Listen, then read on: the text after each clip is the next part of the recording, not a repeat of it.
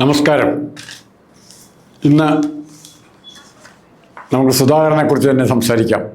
സുധാകരനെക്കുറിച്ച്, CPM നേതാവായിരുന്ന സുധാകരനെക്കുറിച്ച്, മുൻമന്ത്രിയായിരുന്ന സുധാകരനെക്കുറിച്ച്, SFIയുടെ ആദ്യ പ്രസിഡൻ്റായിരുന്ന സുധാകരനെക്കുറിച്ച്.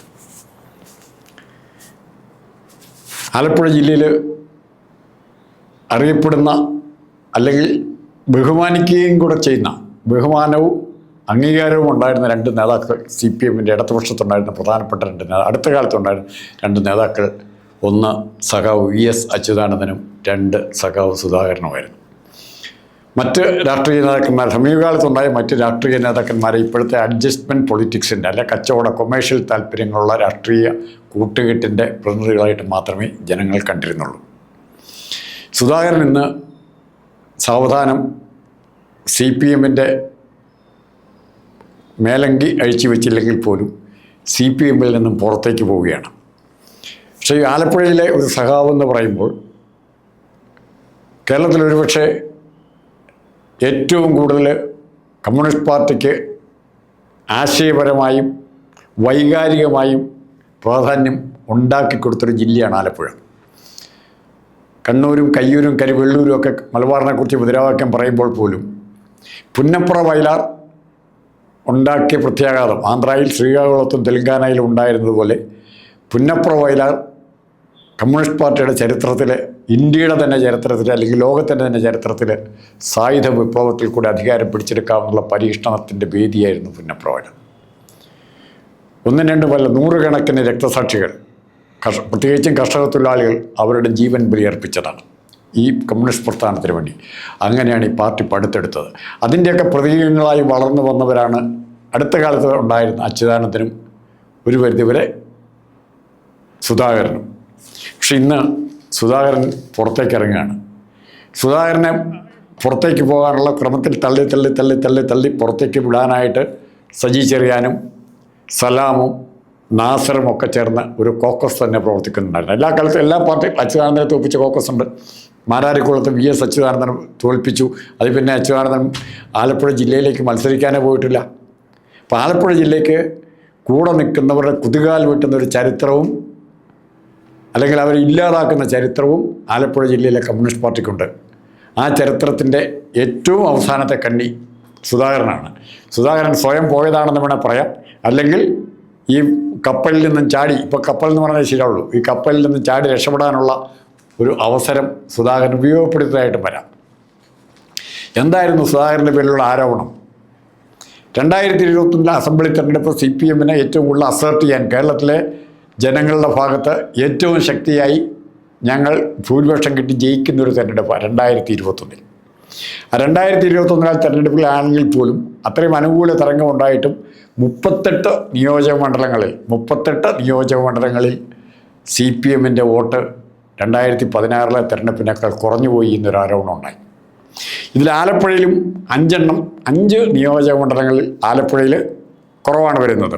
ആ ആലപ്പുഴയിൽ കുറവ് വരുന്ന നിയോജകമണ്ഡലങ്ങൾ പഠിച്ചു കഴിയുമ്പോൾ അതിലൊന്ന് അമ്പലപ്പുഴയാണ്. അമ്പലപ്പുഴ കുറവ് വന്നു, ആലപ്പുഴ കുറവ് വന്നു, ചേർത്തല കുറവ് വന്നു. അങ്ങനെ ഓരോ സീറ്റുകൾ കുറവ് വരുവാണ്. മാവേലിക്കര കുറവ് വന്നു. ഈ സീറ്റുകളെല്ലാം കുറയുമ്പോൾ ഒന്നറിയേണ്ടത്, ഈ അന്വേഷണ കമ്മീഷനെ നിയമിച്ചു. ഇത് പഠിക്കാനായിട്ട് പാർട്ടിയുടെ പഠനമുണ്ട്. പീഡനം ഉണ്ടാകുമ്പോഴും പഠിക്കാൻ ആളെ നിയമിക്കും. പാർട്ടിയുടെ പഠനം. ഇത് ഇളമര കരീമിനെയും KJ തോമസിനെയുമാണ് ഈ അന്വേഷണ കമ്മീഷനായിട്ട് ചുമതലപ്പെടുത്തത്.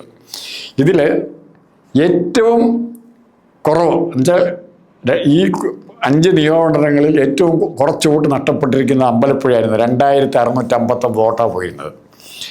മാവേലിക്കര തൊട്ടടുത്തുണ്ട്, 2812. ഏറ്റവും കൂടുതൽ വോട്ട് നഷ്ടപ്പെട്ടിരുന്ന ആലപ്പുഴ 9799 വോട്ട് ആലപ്പുഴയിലും, അരൂർ 9103 വോട്ട് അരൂരും, ചേർത്തലയിലും 6624 ഉണ്ട്. ഈ 3 നിയോജകമണ്ഡലങ്ങൾ അമ്പലപ്പുഴയേക്കാളും മാവേലിക്കരയേക്കാൾ കൂടുതൽ വോട്ട് കുറഞ്ഞ സ്ഥലങ്ങളാണ്. പക്ഷേ ഇവിടെയൊന്നും അന്വേഷണ കമ്മീഷനെ വെച്ചില്ല. പക്ഷേ ഇവിടെ അന്വേഷണ കമ്മീഷൻ വെച്ചത് സുധാകരൻ്റെ പ്രവർത്തന മേഖലയായിരുന്ന അമ്പലപ്പുഴ മാത്രം. എന്തുകൊണ്ടത്? ഇന്നും ഉത്തരം കിട്ടേണ്ട ചോദ്യമാണ്. അത് അന്വേഷിച്ച് ഇളമര കരീം അത് മറുപടി പറയുന്നില്ല, KJ തോമസ് അതിന് മറുപടി പറയുന്നില്ല. എന്തുകൊണ്ട് സുധാകരൻ്റെ കോൺസ്റ്റിറ്റ്യുവൻസി മാത്രം അത് അന്വേഷിക്കുകയും സുധാകരനെ പരസ്യമായി അതിൻ്റെ പേരിൽ കുറ്റപ്പെടുത്തുകയും ചെയ്തു? ഇതിനു മുമ്പുള്ള അഞ്ചലോസിൻ്റെ അനുഭവമുണ്ട്. അഞ്ചലോസ് CPM-ന് CPI പോയി അവിടെ പോയി തോറ്റു. അപ്പോൾ കാലുവാരി എന്നുള്ള CPM-കാർ കാലുവാരി എന്നുള്ള ആരോപണം അന്നുണ്ടായിട്ടുണ്ട്. പക്ഷേ ഇവിടെ ഇതെന്തുകൊണ്ട് സുധാകരൻ്റെ നിയോജക മണ്ഡലത്തിൽ മാത്രം ഇങ്ങനെ രണ്ട് മാന്യന്മാരാരാ? എളമര കരീമും KJ തോമസും. ഇവർ രണ്ടുപേരും ആലപ്പുഴ ജില്ലക്കാരല്ല. ഒരാൾ കോഴിക്കോട് നിന്ന്, ഒരാൾ കോട്ടയത്തു നിന്ന് വന്നവരാണ്. എന്തിനാണ് വെച്ചത്? ഇത് നമ്മൾ അറിയേണ്ട കാര്യമാണ്. അറിയേണ്ട കാര്യം എന്ന് പറഞ്ഞാൽ, നാളെ അല്ലെങ്കിൽ ഇന്നോ നാളെയോ ആയി കമ്മ്യൂണിസ്റ്റ് പാർട്ടിയിൽ ഉണ്ടായി മാറിക്കൊണ്ടിരിക്കുന്ന രൂപപരിണാമങ്ങൾ, അല്ലെ കമ്മ്യൂണിസ്റ്റ് പാർട്ടിയിലുണ്ടാകുന്ന ആന്തരികമായ മാറ്റങ്ങൾ ഈ പ്രസ്ഥാനത്തെ പതുക്കെ ക്യാൻസർ അണുക്കൾ കാർന്നു തിന്നുന്ന പോലെ എല്ലാ ജില്ലയിലും, സംസ്ഥാന കമ്മിറ്റിയിലും, ജില്ലാ കമ്മിറ്റിയിലും, ഏരിയ കമ്മിറ്റിയിലും, ബ്രാഞ്ച് കമ്മിറ്റിയിലും, ലോക്കൽ കമ്മിറ്റിയിലും എല്ലാം ഇത്തരം കീടങ്ങൾ എല്ലാ സ്ഥലത്തും കയറിയിട്ടുണ്ട്. ഇത് കമ്മ്യൂണിസ്റ്റ് പാർട്ടി കാർന്നു നിന്നുകൊണ്ടിരിക്കുകയാണ്.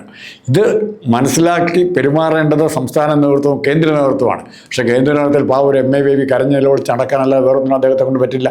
പിണറായി വിജയൻ നോക്കുമ്പോൾ MA ബേബിക്ക് മൗനിയാവും. അപ്പോൾ അങ്ങനത്തെ സംവിധാനത്തിൽ ഇന്ന് സുധാകരനെ പാർട്ടിയിൽ നിന്ന് കളയുമ്പോൾ, സുധാകരൻ പറഞ്ഞ ഒത്തിരി കാര്യങ്ങളുണ്ട്. സുധാകരൻ്റെ അനിയൻ രക്തസാക്ഷിയായിരുന്നു, മറക്കരുത്.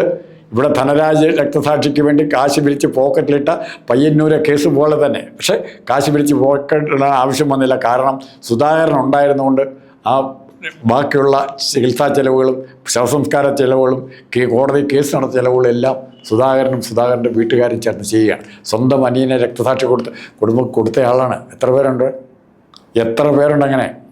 എന്നിട്ടും ഈ പാർട്ടി ഇത്രയും അവഗണന സഹിച്ചുകൊണ്ട് കഴിഞ്ഞ 7 വർഷമായിട്ട് നിരന്തര അവഗണന, ഫത്സനം, പരിഹാസം. ഇപ്പോൾ MM മണിയൊക്കെ പറയുന്നത് കേട്ടാൽ മതിയല്ലോ, സഞ്ജി ചെറിയാൻ പറയുന്നത് കേട്ടാൽ മതിയല്ലോ, സലാം പറയുന്നത് കേട്ടാൽ മതിയല്ലോ. ഇവരെല്ലാം ഇന്ന് ഇവർക്ക് എങ്ങനെ വോട്ട് കുറഞ്ഞു എന്നുള്ള ചോദ്യത്തിന് ഉത്തരവില്ല. സുധാകരനേക്കാൾ വോട്ട് കുറഞ്ഞെങ്കിൽ സുധാകരൻ പറഞ്ഞാൽ എനിക്ക് കിട്ടിയ വോട്ട് അവർക്ക് കിട്ടണമെന്നില്ല. ഓരോ കോൺസ്റ്റിറ്റ്യൻസിലും സ്ഥാനാർത്ഥി മാറുന്നതനുസരിച്ച് എന്തിനാ പ്രശാന്തിനെ മാത്രം അവിടെ കൊണ്ട് നിർത്തുന്നത്? പ്രശാന്തിന് വോട്ട് കൂടുകയും ബാക്കി സഹാക്കൾക്ക് വോട്ട് കുറയുകയും ചെയ്യുന്നില്ല. അത് പല കാരണങ്ങളുണ്ട്. സ്ഥാനാർത്ഥിയുടെ മിടുക്കുണ്ട്, സ്ഥാനാർത്ഥിയുടെ പ്രവർത്തനമുണ്ട്, സ്ഥാനാർത്ഥി അണികളുമായി ബന്ധപ്പെടുന്ന രീതിയിൽ. അപ്പോൾ പല കാരണങ്ങളാലും ഒരു നിയോജകമണ്ഡലത്തിൽ വോട്ട് കൂടുകയോ കുറയുകയോ ചെയ്യും. അത് സ്ഥാനാർത്ഥി ഒരു കാരണമാകാം, പാർട്ടി കാരണമാകാം, ചുറ്റുവട്ടത്തെ സംഭവവികാസങ്ങൾ, അല്ലെ അവിടെ ഉണ്ടായ മറ്റ് സംഭവങ്ങൾ കാരണമാകാം. പക്ഷെ അതൊന്നും പഠിക്കാതെ ഇത് സുധാകരൻ മനഃപൂർവ്വം ഈ വോട്ട് കുറയുന്നതിന് കാരണമായി എന്ന് പറഞ്ഞ് ഒരു കുറ്റപത്രം തയ്യാറാക്കി അദ്ദേഹത്തെ ശിക്ഷിക്കാനുണ്ടായത്. തീർച്ചയായിട്ടും അദ്ദേഹം ഇനി എങ്ങോട്ട് പോകുന്നു എന്നുള്ള ചോദ്യമുണ്ട്. ഒന്നുകൂടെ ഓർക്കുക, ഇരുട്ടടികൾ ഒന്നിനു പുറകെ ഒന്നായി പിണറായി വിജയനെ കാർന്ന് തിന്നുന്നു. ഇപ്പം വെള്ളാപ്പള്ളിക്ക് കിട്ടിയ പിണറായി വിജയൻ്റെ ഏറ്റവും വലിയ ശക്തി എന്തായിരുന്നു? ഏറ്റവും വലിയ ബലം എന്തായിരുന്നു? അവസാനം വരെ കാറിൽ കയറ്റി കൊണ്ടുപോയില്ലേ വെള്ളാപ്പള്ളി? ഇന്ന് വെള്ളാപ്പള്ളിയുടെ അവസ്ഥ എന്താ? ആരെല്ലാം പിണറായി വിജയനെ സഹായിക്കാൻ ശ്രമിച്ചാലോ അവർക്ക് വിട്ടുപോലും അടി കിട്ടുന്നു, ജനങ്ങളുടെ അടി കിട്ടാനിരിക്കുന്നു. ഇപ്പോൾ കോടതിയിൽ നിന്നാണ് കിട്ടിയിരിക്കുന്നത്. തുഷാർ വെള്ളാപ്പള്ളി പിണറായി BJP കൂട്ടുകെട്ടിൻ്റെ വേറൊരു പ്രതീകമാണ് തുഷാർ വെള്ളാപ്പള്ളി. തുഷാർ വെള്ളാപ്പള്ളിക്ക് അടി കിട്ടുമ്പോൾ അത് BJP കൂടെ കിട്ടുകയാണ് അടി. അപ്പോൾ ഇങ്ങനെ സംഭവങ്ങൾ ഒന്നിനു പുറകെ ഒന്നായി വരുമ്പോഴാണ് സുധാകരനെ പോലെ പാർട്ടിക്ക് വേണ്ടി സംസാരിക്കാനും അത്യാവശ്യം വേണ്ടി വന്നാൽ പാർട്ടിയെ ന്യായീകരിക്കാൻ, തെറ്റാണെങ്കിൽ പോലും ന്യായീകരിക്കാനും തയ്യാറാകുന്ന ഒരു സഖാവിൻ്റെ അഭാവം ഇന്ന് ആലപ്പുഴ ജില്ല അറിയാൻ പോവാണ്. ഏറ്റവും പ്രധാനപ്പെട്ട കേരളത്തെ മൊത്തം സ്വാധീനിക്കാൻ പറ്റുന്ന അച്യുതാനന്ദൻ്റെ അഭാവം അറിഞ്ഞു, അല്ലെങ്കിൽ ഇപ്പോൾ സുധാകരൻ്റെ അഭാവം അറിയുകയാണ്. ഒന്ന്, ആലപ്പുഴ ജില്ലയിൽ ഒരു നേതാവിൻ്റെ ഒരു പ്രചരണം ആളെ കൊണ്ടുവരാൻ സംഘടിപ്പിക്കാതെ 10 പേര് വരുന്ന ഒരൊറ്റ നേതാവുണ്ട് ആലപ്പുഴയിൽ. തോമസ് ഐസക്കിൻ്റെ ഒരു മീറ്റിംഗ് പ്രസംഗിക്കുന്ന ആര് വരും? സലാം പ്രസംഗിച്ച ആര് വരും? സജി ചെറിയാൻ പ്രസംഗിച്ച എത്ര പേര് വരും? കൊണ്ടുവരാതെ വെറുതെ ഒരു അനൗൺസ്മെൻറ്റ് മാത്രം നടത്തി ഇന്ന് സുധാകരൻ്റെ ഒരു സ്റ്റേറ്റ്മെൻ്റ് ഉണ്ട്, ഞാൻ സംഘടിപ്പിച്ച ആളെ കൊണ്ടുവരികയില്ല, അധികം പൈസ മുടക്കി പ്രചരണം നടത്തിയില്ല, എനിക്ക് പറ്റുന്ന രീതിയിൽ വീടുകളിൽ കയറാൻ പോലും അദ്ദേഹത്തിൻ്റെ അപകടം അനുവദിക്കുന്നില്ല. അങ്ങനെ പറയാൻ പറ്റുന്ന എത്ര പേരുണ്ട്? മീറ്റിങ്ങുകൾ സംഘടിപ്പിക്കില്ല, ജനങ്ങൾ നേതാവ് പ്രസംഗിക്കത്തിട്ട് വരിക വേണ്ടേ, അവരെ കൊണ്ടുവരികയല്ല വേണ്ടത്. അങ്ങനെ സംഘടിപ്പിക്കാൻ പറ്റുന്ന നേതാക്കന്മാർ ഒരുപക്ഷെ അച്യുതാനന്ദന് ശേഷം ആരും തന്നെ ഇന്ന് CPM-ൽ ഇല്ലാതായിരിക്കുന്നു. അതാണ് CPM-ൻ്റെ തകർച്ച. അതിൻ്റെ അർത്ഥം എന്ന് വെച്ചാൽ ജനങ്ങളുമായിട്ടുള്ള ബന്ധം ഇല്ലാതായിരിക്കുന്നു. സുധാകരൻ ജനങ്ങളുമായി ബന്ധപ്പെടാൻ, അല്ലെങ്കിൽ അവരുടെ നികുതിപ്പണം തെറ്റായ രീതിയിൽ ഉപയോഗിക്കുന്ന ജനത്തിന് ഉറപ്പുണ്ടായിരുന്ന നേതാക്കളിൽ ഒരാളാണ് സുധാകരൻ. ആ നേതൃത്വം ഏതെല്ലാം രീതിയിൽ മുന്നോട്ട് പോകുമോ അറിയാൻ പറ്റില്ല. പക്ഷേ സുധാകരൻ്റെ മാറ്റം കമ്മ്യൂണിസ്റ്റ് പാർട്ടിയിൽ ഉണ്ടാക്കാൻ പോകുന്നത് ഈ ഒരു ചെറിയ കണക്ക് മാത്രം നോക്കിയാൽ മതി. 5 നിയോജകമണ്ഡലത്തിൽ വോട്ട് കുറഞ്ഞിട്ട് സുധാകരൻ്റെ ഏറ്റവും കുറച്ച് കുറഞ്ഞ സുധാകരൻ്റെ നിയമം അമ്പലപ്പുഴയെ മാത്രം അന്വേഷിക്കുകയും സുധാകരനെ കുറ്റപ്പെടുത്താനും തയ്യാറായ സംസ്ഥാന കമ്മിറ്റിയും ആ അന്വേഷണത്തിന് നേതൃത്വം കൊടുത്ത അംഗങ്ങളും ആലപ്പുഴയിൽ ഉണ്ടാകുന്ന തകർച്ചയുടെ പ്രൈമറി ബേസിക് അടിസ്ഥാനപരമായ ഉത്തരവാദിത്തം അവരാണ് കമ്മ്യൂണിസ്റ്റ് പാർട്ടിയെ ഒറ്റുകൊടുത്തത്, അവരാണ് CPM-ന് ഒറ്റുകൊടുത്തത്. ഈ തിരിച്ചറിവ് നാളെ CPM അണികൾക്കുണ്ടാകും എന്ന് പ്രതീക്ഷിക്കുന്നു.